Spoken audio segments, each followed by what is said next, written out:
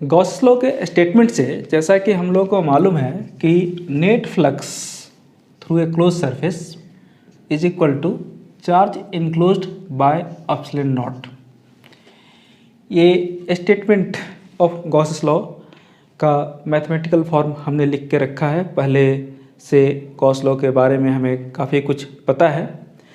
और दूसरी बात, अगर बाय डेफिनेशन की बात करें, क्लोज सरफेस से नेट जो फ्लक्स होता है वो surface integration E dot ds होता है। ओके, अभी दोनों को यूज करके हम लोग कुछ केसेस में बड़ी आसानी से इलेक्ट्रिक फील्ड इंटेंसिटी फाइंड कर सकते हैं। बेसिकली गॉस लॉ के जो पहले 3 एप्लीकेशंस हैं वो बोर्ड एग्ज़ाम के लिए काफ़ी इम्पोर्टेंट हैं और ये क्वेश्चन हर बार बोर्ड में रिपीट होता है। तो सजेशन ये रहता है कि अगर आप बोर्ड के स्टूडेंट हैं तो इन एप्लीकेशंस को बार बार प्रैक्टिस करके याद कर लें, आपके लिए सहूलियत रहेगी, एग्ज़ाम में अच्छा फील होगा।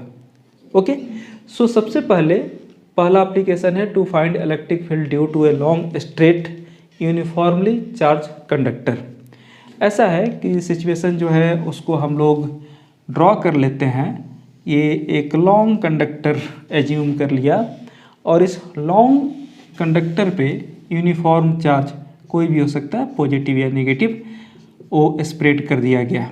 ओके, अगर ऐसा हम मान लें कि चार्ज इस पे Q है और लेंथ जो है वो हम L एज्यूम कर लें, तो इससे एक फ़ायदा होगा कि हम डिफ़ाइन कर सकते हैं। वो क्या डिफ़ाइन कर सकते हैं? Uniform linear charge density. अच्छा, चार्ज डेंसिटी को डिनोट किससे किया जाता है? तो बेसिकली आप जानते होंगे लैम्डा नोटेशन यूज होता है और basically Q/L charge per unit length होता है। याद रखेंगे, कहीं ज़रूरत पड़ सकती है। गॉस लॉ के स्टेटमेंट में बड़ी क्लियर बात कही गई थी कि आपके पास एक क्लोज सरफेस होना चाहिए, गॉसियन सरफेस होना चाहिए। क्लोज सरफेस या गॉसियन सरफेस के लिए जो क्राइटेरिया डिसाइडेड है, पहला कि उसके अबाउट इंटीग्रेट करना या मैथमेटिकल कैलकुलेशन करना आपके लिए कन्वीनियंट हो। दूसरी बात, इलेक्ट्रिक फील्ड उस सरफेस पे यूनिफॉर्म हो। और तीसरी बात, इलेक्ट्रिक फील्ड या तो पैरेलल हो या परपेंडिकुलर हो, ताकि डॉट प्रोडक्ट आसानी से निकल जाए। ओके, इसका ध्यान रख करके अगर हम एज्यूम करते हैं कि हमारे पास एक लीनियर कंडक्टर है, ओके, हम किसी भी साइज़ का छोटा या बड़ा ले सकते हैं। तो लीनियर कंडक्टर को अगर हमको क्लोज करना है तो इस तरह का एक क्यूबिकल सरफेस लेकर के ट्राई करते हैं। क्यूबिकल सरफेस को लेकर के जब हम ट्राई करेंगे तो आपको दिख रहा होगा, जब इसको सेंटर पे रखेंगे तो हर एक पॉइंट से ये कंडक्टर का डिस्टेंस सेम नहीं होगा, यानी सरफेस के हर जगह पे इलेक्ट्रिक फील्ड यूनिफॉर्म नहीं होगा। पहली दिक्कत यहाँ पर आई। और अगर इसको इसमें क्लोज भी कर दिया तो अब इंटीग्रेशन की बात करें, हमारे पास कुल मिला करके 6 सरफेसेस हो जाएंगे और 6 सरफेस के अबाउट इंटीग्रेट करना पड़ेगा, वो भी नॉन यूनिफॉर्म इलेक्ट्रिक फील्ड के साथ, जो कि हमारे लिए ही एक मुश्किल भरा कैलकुलेशन होगा, मुश्किल भरा सिचुएशन होगा। तो दूसरी पॉसिबिलिटी हमारे पास क्या है कि अगर हम क्लोज सरफेस मतलब गॉसियन सरफेस चूज करना चाहते हैं तो हमारा काम इस तरह के भी सिलेंड्रिकल सरफेस से चल जाएगा। अब अगर आप सिलेंड्रिकल सरफेस के सेंटर पे ओके इसको प्लेस कर दिए तो आपको ये दिख रहा है कि इस कंडक्टर का, चार्ज कंडक्टर का डिस्टेंस जो है ईच एंड एवरी पॉइंट से इक्वल है, यानी हर पॉइंट पे इलेक्ट्रिक फील्ड का मैग्नीट्यूड सेम होगा।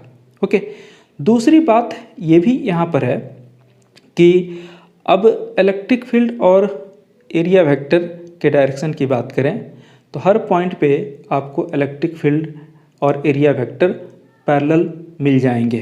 कर्व सरफेस का जो नॉर्मल होता है वो रेडियल होता है, मतलब रेडियस के अलोंग होगा, तो एरिया वेक्टर का डायरेक्शन उसी तरफ। और चूँकि साइमेट्रिकल वे में कंडक्टर से निकलने वाला भी इलेक्ट्रिक फील्ड रेडियली ही होगा, तो एरिया वेक्टर भी रेडियल और आपका इलेक्ट्रिक फील्ड भी रेडियल, दोनों पैरेलल होंगे हर पॉइंट पे, यानी आपका कैलकुलेशन इस तरीके से आसान होगा। यही वजह है कि जब हम इस सरफेस को इनक्लोज करने जाएंगे तब हमारे पास एक सिलेंड्रिकल सरफेस अच्छा चॉइस होगा। हाँ, सिलेंड्रिकल सरफेस जो चूज कर रहे हैं उसके सेंट्रल पॉइंट पे आप कोशिश करेंगे कि कंडक्टर रहे, ताकि हर पॉइंट पे इलेक्ट्रिक फील्ड यूनिफॉर्म मिल पाए। अब सरफेसेस आपने चूज कर लिए। इलेक्ट्रिक फील्ड की बात करें, आपको मालूम है कि अगर ये पॉजिटिव कंडक्टर है, ओके, तो यहाँ से जो इलेक्ट्रिक फील्ड और फील्ड लाइंस निकलेंगे वो कुछ इस तरह से होंगे, है ना, जैसा कि आपको बता ही रहा था कि रेडियल हर पॉइंट पे होगा। तो आप जिस तरफ भी देखना चाहें इलेक्ट्रिक फील्ड के डायरेक्शन को देख सकते हैं।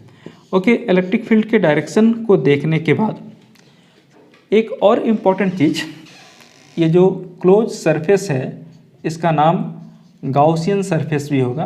गाउसियस लॉ अप्लाई करने के लिए जो सरफेस यूज करेंगे उसका नाम गाउसियन सरफेस।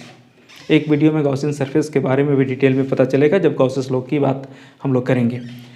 अब अगर हम इस कंडक्टर के पोजीशन को सेंट्रल पोजीशन मतलब O माने और जिस पॉइंट पे इलेक्ट्रिक फील्ड पता करना हो P माने, O से P तक का डिस्टेंस R माने, तो इस सिलेंडर का रेडियस भी R होगा।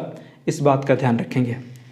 एक और आपके मन में बात आ रही होगी कि क्या हमको हमेशा ही कंडक्टर का साइज और ये जो गाउसियन सरफेस का साइज है वो इक्वल रखना है, या ऐसा भी हो सकता है कि हम बड़ा छोटा ले लें। आपको जो साइज चूज करना है चूज कर लीजिए, उससे आपके कैलकुलेशन में कोई असर नहीं पड़ेगा, क्योंकि यहाँ पर जो चार्ज का डिस्ट्रीब्यूशन है वो यूनिफॉर्म है और इसीलिए uniform linear charge density lambda is equal to Q by L भी होगा। या छोटा लेंथ लेंगे, है ना, तो छोटा लेंथ और जो जितना चार्ज को इनक्लोज कर रहा होगा उतना चार्ज लेकर के भी हमारा काम चल जाएगा। तो आप लॉन्ग कंडक्टर के केस में जितना बड़ा सरफेस ले पाएँ उतना ही लें। ऐसा ज़रूरी नहीं कि जहाँ तक लीनियर कंडक्टर एक्सटेंडेड है वहाँ तक का सरफेस चूज किया जाए। अब रही बात सरफेस एरिया चूज करने की, तो पहला आपका कर्व पोर्शन वाला सरफेस एरिया दिख रहा है और इलेक्ट्रिक फील्ड भी यहाँ दिख रहा है। तो यहाँ पर एक एरिया एलिमेंट आपको लेने की ज़रूरत पड़ेगी और इस एरिया एलिमेंट का डायरेक्शन अब रेडियल था, इलेक्ट्रिक फील्ड भी रेडियल था, इसीलिए ऐसा होगा। चलिए इसको हम DS1 कर्व सरफेस S1 और उसका स्मॉल पोर्शन का जो एरिया है उसको DS1 ले लिया। अब अगर हमको इस सरफेस को क्लोज करना है तो ऊपर से भी कैप देना होगा, यानी एक एरिया एलिमेंट आपको यहाँ पर भी लेना पड़ेगा कैप वाले पार्ट पे। इस पोजीशन पे एरिया आप DS2 ले लें तो ओबियस है कि ये बॉटम वाले पार्ट पे भी एक एरिया एलिमेंट लेना पड़ेगा, इसको आप DS3 मान लें। अभी इलेक्ट्रिक फील्ड की बात है। ओके, जैसा आपको यहाँ पर दिख रहा है कि इलेक्ट्रिक फील्ड हर पॉइंट पे रेडियल है, तो यहाँ पर भी इलेक्ट्रिक फील्ड कुछ ऐसा होगा। हाँ, ईच एंड एवरी पॉइंट पे इलेक्ट्रिक फील्ड का डायरेक्शन पता है। ओके, अब रही बात दो तरीके से हमको नेट फ्लक्स निकालनी है गाउसियन सरफेस के अबाउट। सबसे पहले तो बाय डेफिनेशन की बात करेंगे। अगर हम यहाँ पर बाय डेफिनेशन की बात करते हैं तो डेफिनेशन के अनुसार देखिए क्या होगा। हमको net flux is equal to close surface integration E.ds, ऐसा जैसा कि यहाँ मैंने दिखाया भी था। अब क्लोज सरफेस इंटीग्रेशन करने के लिए आपको सरफेसेस कितने चाहिए इस पे ध्यान देना होगा। तो यहाँ पर आपको कुल मिला करके 3 डिफरेंट टाइप ऑफ सरफेसेस हैं, उन तीनों सरफेस के अबाउट इंटीग्रेट करना होगा। अब जब तीनों सरफेस के अबाउट इंटीग्रेट करने चले तो यहाँ पर चलिए नेट फ्लक्स आप कैलकुलेट करने के कंडीशन में हैं। यहाँ पर आप phi is equal to integration S1 E vector dot ds1 कर लीजिए। अच्छा, हर जगह पर इलेक्ट्रिक फील्ड चूँकि यूनिफॉर्म है इसीलिए हम लोग E1 E2 नहीं लिखेंगे, हम लोग E से ही काम चला लेंगे। लेकिन यहाँ ds1 ds2 और ds3 भी होगा, और तीनों तरफ से अगर आपने इंटीग्रेट करके सरफेस ले लिया तो क्लोज सरफेस का काम करेगा। अब यहाँ पर अगर S1 के अबाउट देखें तो ds और E के बीच का जो एंगल है वो आपको 0 डिग्री दिख रहा है, पैरेलल दिख रहा है, तो यहाँ EDS1 cos 0 होगा। प्लस यहाँ पर अगर S2 के अबाउट देखें तो वहाँ पर एंगल आपको दिख रहा होगा 90 डिग्री, तो यहाँ cos 90, यहाँ देखिए ये 90 डिग्री आपको दिख रहा है। S3 के अबाउट भी अगर आप ध्यान देंगे तो वहाँ भी आपको 90 डिग्री दिखेगा, तो यहाँ भी cos 90 होगा। ये देखिए यहाँ पर एंगल इलेक्ट्रिक फील्ड के साथ। तो अल्टीमेटली आपको यहाँ दिख रहा होगा कि ये तो EDS1 का रिजल्ट S1 रह गया, cos 90 क्योंकि cos 0 तो 1 होता है, cos 90 0 तो वो रिजल्ट 0 हो जाएगा और ये भी रिजल्ट 0 हो जाएगा। इलेक्ट्रिक फील्ड यूनिफॉर्म की बात हो रही थी, तो ऑब्वियस है कि इंटीग्रेशन साइन से बाहर आएगा, यूनिफॉर्म मतलब कांस्टेंट होगा, और कांस्टेंट इंटीग्रेशन से बाहर निकलता है। यहाँ पर ds1 अबाउट S1। अभी E into curve surface area के अबाउट इंटीग्रेट करना है, तो ये इंटीग्रेशन वाला पार्ट, ये वाला पार्ट बेसिकली कितना होगा, तो 2 पाई r इंटू L, जो आप जानते हैं कि total curve surface area of cylinder इतना होता है। ये इक्वेशन 1 तक आ जाइए। जब भी आपको गॉसेस लॉ का एप्लीकेशन करना है इक्वेशन 1 तक आपको आना होगा। इक्वेशन 1 तक सबसे पहले बाय डेफिनेशन नेट फ्लक्स आप कैलकुलेट कर लीजिए। अब यहाँ तक कैलकुलेट करने के बाद से अकॉर्डिंग टू गॉसेस लॉ अब बात कर लीजिए। तो गॉस लॉ से स्टेटमेंट में साफ लिखा हुआ था कि net flux through a close surface, ये आपके पास Q बाय एप्सिलॉन नॉट, ये इक्वेशन 2। ये दोनों ही फ्लक्स एक ही सरफेस के अबाउट हैं, तो आप ऐसा कर सकते हैं कि 1 और 2 से रिजल्ट को आगे बढ़ा सकते हैं। तो यहाँ पर E into 2 pi R into L is equal to Q by epsilon naught. ये आपको रिजल्ट जो आया 1 by 2 pi epsilon naught, okay, और साथ में यहाँ आएगा Q by L into R, और वहाँ पर Q बाय L को लेमडा लिखा हुआ है, इसलिए आप इसको 1 by 2 pi epsilon naught lambda by R, ये रिजल्ट आ गया electric field intensity due to a long straight uniformly charged linear conductor. अच्छा, कभी कभी यहाँ 2 से मल्टीप्लाई ऊपर कर देते हैं और यहाँ पर 4 पाई एप्सिलॉन नॉट लिख लेते हैं। फ़ायदा इसका 1 बाय 4 पाई एप्सिलॉन नॉट का वैल्यू आपको डायरेक्टली मिल जाएगा। एक और बात, आप चाहें तो इस डेरिवेशन को और थोड़ा छोटा कर सकते हैं एग्ज़ाम में लिखने के लिए।